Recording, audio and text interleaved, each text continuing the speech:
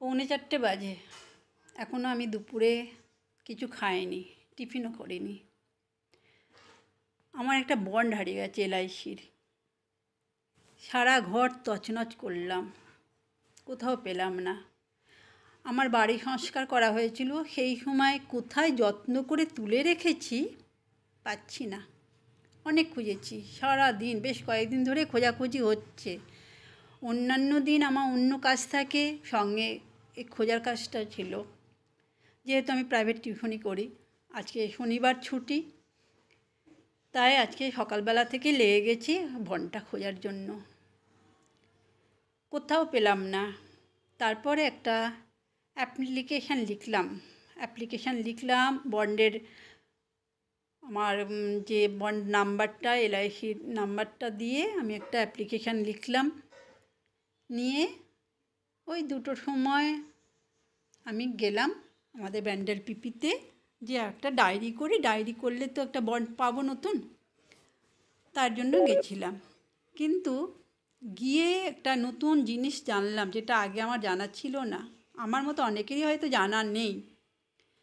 Bond আপনি হাতে পেলে সেই বন্ডটা আগে একটা জেরক্স করে রেখে দেবেন। বলা তো যায় না, কোথায় কখনো হারিয়ে যেতে পারে, কোনোভাবে মিস হয়ে যেতে পারে, মিসিং হতে পারে। অ্যাপ্লিকেশানের সাথে ওই বন্ডের জেরক্স কপিটা দিতে হবে।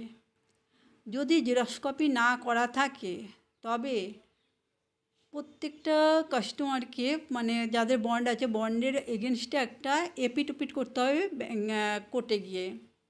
তাহলে কোর্টে এপিট দিয়ে জমা দিতে হবে।